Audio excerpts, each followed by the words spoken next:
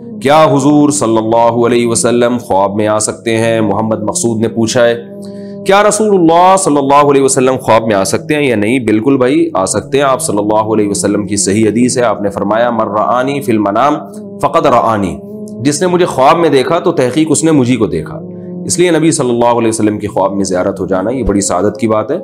البتہ آپ صلی اللہ علیہ وسلم خواب میں آ کے جب کوئی بات کہیں گے تو اس کو ایز اٹ از نہیں لیا جائے گا، بلکہ اس کی تعبیر نکالی جائے گی، تعبیر کی جائے گی، اس کو قرآن و سنت پہ پرکھا جائے گا کہ اس کے مطابق اس کا مطلب لیا جائے گا۔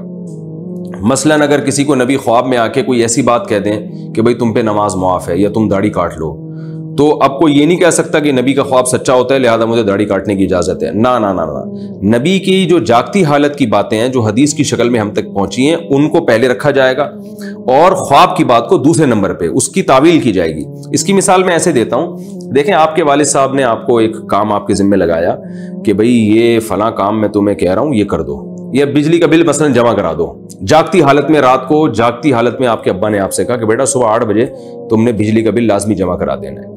خواب میں آ کے آپ کے ابو آپ کو کہہ رہے ہیں بیٹا صبح 8 بجے تم نے بل جمع نہیں کرانا، اور فار ایگزامپل یہ خواب بھی سچا ہو۔ اب آپ جب صبح 8 بجے اٹھتے ہیں تو کیا کریں گے؟ بل جمع کرائیں گے کہ نہیں کرائیں گے؟ ظاہر ہے کرائیں گے، اس لیے کہ اگر آپ نے بل نہیں جمع کرایا اور ابا نے آپ سے پوچھا کہ میں نے تمہیں رات کو کہا تھا کہ بل جمع کرا دینا، آپ کے ابا خواب میں آپ نے کچھ اور کہا، تو ابا کہیں گے میں جاگتے ہوئے جو کہہ رہا ہوں اس کو فوکس نہیں کر رہے، خواب کو زیادہ اہمیت دے رہے ہو۔ تو خواب کی اپنی جگہ اہمیت ہے لیکن اتنی نہیں جتنی جاگتی حالت میں باتوں کی اہمیت ہوتی ہے۔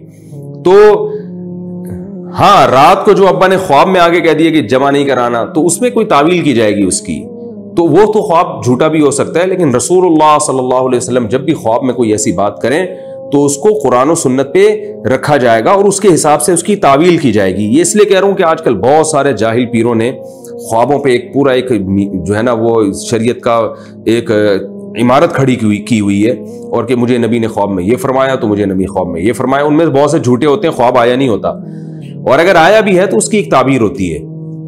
تو اس لیے خواب میں تو آنا، نبی صلی اللہ علیہ وسلم کی زیارت ہونا یہ بڑی اچھی بات ہے، لیکن اس کی وجہ سے شریعت کا کوئی مسئلہ تبدیل نہیں ہوگا۔